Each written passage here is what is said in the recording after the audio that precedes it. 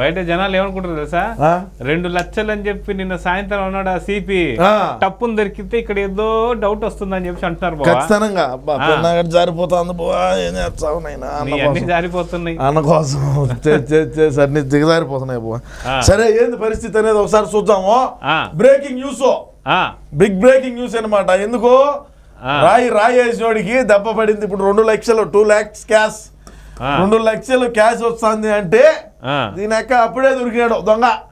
తేడా ఏంది కథ మెహర్బానీ ఏంది అనేది ఒక్కసారి మనగడ చూద్దాం. ఎందుకంటే మన పార్టీ మన అన్నకు, మన ముఖ్యమంత్రి గారికి, మన జగన్ అన్నకు రాయితో కుట్టాడు కాబట్టి ఆ బఫూన్ గాడు ఇవుడు ఎందుకు ఇట్లాంటి పాల్తూ పనులు చేశాడు అనేది కూడా మనం ఒకసారి వివరించే ప్రయత్నం అయితే చేసుకోవాలి. ఖచ్చితంగా చేయాలి కదా. సీఎం జగన్ పై రాయి దాడి కేసు దర్యాప్తులో పురోగతి. సతీష్ అనే యువకుడు జగన్ పై రాయి విసిరినట్లు గుర్తింపు. సతీష్ అంటే ఎంతమంది సతీష్లు ఉన్నారని ఒకటి ఫోటోనో ఒకటి కథ ఏదో ఒకటి బయట పెట్టాలి కదా.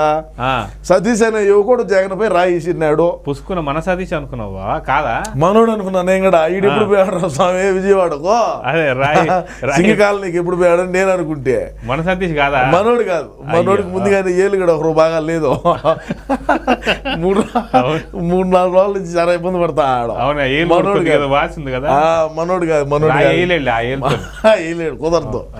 సతీష్ అజిత్ సింగ్ నగర్ లో వడ్డెర కాలనీకి చెందిన యువకుడిగా గుర్తింపు. మనోడు కాదులే, మనోడు కాదు. అదే సతీష్ అనేవాడు అజిత్ సింగ్ కాలనీ, సింగ్ నగర్ అంటారు దాన్ని. సింగ్ నగర్ లో వడ్డెర కాలనీకి చెందినటువంటి యువకుడిగా గుర్తింపు.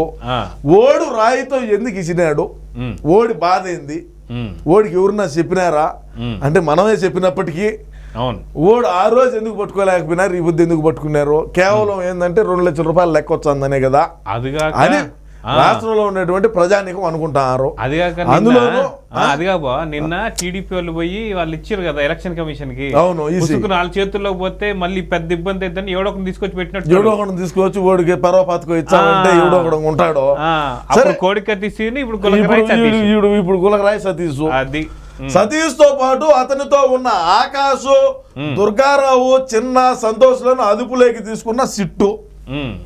ఇప్పుడు ఇంకా సిట్టు ముందు ఏం చెప్తారో సమాధానము. ఇప్పుడు ఇది భలే గమ్మత్తున్నారా బావా.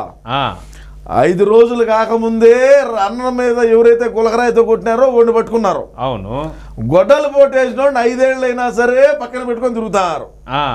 ఇది ఎంత గమ్మత్తుగా ఉండదు ఆలోచన చెయ్యి. ఒకసారి మన రాష్ట్ర ప్రజలు కూడా 5 రోజుల్లో, కేవలం 5 రోజుల్లో, 5 రోజుల్లోనే అయిపోయింది అన్నకు న్యాయము. అవును, 5 సంవత్సరాలైనా 5 సంవత్సరాలైనా కూడా వివేకం గారికి ఏమి న్యాయం జరగల. ఇది పెద్ద డ్యామేజ్. ఇప్పుడు 5 రోజుల్లో నీకైతే న్యాయం చేపించుకుంటువి. అవును, అదే 5 రోజుల్లోనే వివేకం సార్కి, అదే 5 సంవత్సరాలైనా కూడా వివేకం సార్కి న్యాయం జరగకపోయా. అవును, ఇది పెద్ద డ్యామేజే కాదా మనకు? మామూలు డ్యామేజ్. అన్న ఎవడైతే వివేకం సార్ నేసినాడు చెప్పినా అంటే 30 ఏళ్ళు ఉంటాడు రా. నేను రాత్రి కూడా చెప్పినాను, నిండు నా మాట. దాడి వెనుక ఉన్న కారణాలపై యువకులను ప్రశ్నిస్తున్న పోలీసులు. అంటే వాళ్ళు గంజాయి గుట్ట ఏమన్నా రాయేశారా, లేదు జగన్మోహన్ రెడ్డి అన్న నిరుద్యోగులకు మాకు ఇది లేదు ఉద్యోగాలు లేదని చెప్పాను రాయేసినాడా, మెగా డిఎస్సీ ఏమన్నా రాయేసినాడా, మద్యపానం నిషేధం చేయలేదని ఏమన్నా రాయేసినాడా, మంచి బ్రాండ్లు దొరకలేదని ఏమన్నా వేసినాడా, ఈడేమన్నా ఇసుక అక్రమంగా తోలుకుంటా ఉంటే ఎవరన్నా అడ్డుపడినారా? అర్థం కాలా? 1,00,000 కారణాలు ఉన్నాయి. 1,00,000 కారణాలు ఉన్నాయో లేకుండా ఉంటే మనోళ్ళు వేరా అని చెప్పినారు. ఎవడు తెలుసు. అదే కదా. ఇప్పుడు అట్టనా కావచ్చు, టీనా కావచ్చు. సరే విచారణ సిట్టి ఏం చెప్తావు చూద్దాం. అది కూడా ఫుట్పాత్ కోసం వేసే టైల్స్ రాయితో దాడి. ఫుట్పాత్ కి వేస్తారు చూడు. అవును అవును, ఆ టైల్స్ ఉంటానులా. అవును అవును, టైల్స్ తెలియదు నీకా? తెలుసు, టైల్స్ ఉంటాయి బెచ్ లో. ఆ బెచ్ తో వేసాడు మనోడు. గులకరాయి కాదంట, అదే ఇద్దరు తగిలింది. అది ఇద్దరు తగిలింది అంటే ఏమి గురిగాడు. గురి మామూలు గురి కాదులే. రాయిని జోబులో వేసుకొని వచ్చి దాడి చేశారని గుర్తించిన పోలీసులు. రాయి జోలో పెట్టుకోవచ్చారంట. అరచి అంత జోలు పట్టిందా? పెడతారు మనోళ్ళు. మనం దేంట్లోనే పెడతాం. మనోళ్ళు మంచి పెట్టు ఇరికిస్తాం రొంత. మనోళ్ళు మంచి పెట్టుడు. అది సడన్ గా జగన్ పై సతీష్ దాడి చేశాడని గుర్తించిన పోలీసులు. మరి అప్పుడే పట్టుకోవచ్చు కదా అని నేను అనేది. సడన్ గా జగన్ పై సతీష్ దాడి చేశాడని గుర్తించారు పోలీసులు. మరి అప్పుడే పట్టుకోవచ్చు కదా బావా. అంటే అప్పుడు అంత సడన్ కాదనుకున్నారు. అప్పుడే పట్టుకొని అప్పుడే మాట్లాడొచ్చు కదా, ఇదంతా పని ఎందుకు మళ్ళా, అదే ఈ కథలన్నీ ఎందుకు, మన పేపర్లో నాకి సగం పేజీ అన్నది వేసి ఆ రక్తం పడింది ఎంతో చెప్పినాము. గులకరాయితో ఇప్పుడు గులకరాయి పోయి టైల్స్ రాయి వచ్చింది, ఫుట్పాత్ మీద వేసే టైల్స్ రాయి కాడికి వచ్చారు. ఏం చేద్దామంగా, ఏంది ఇది పరిస్థితి అంటే డ్యామేజే అయిపోయింది.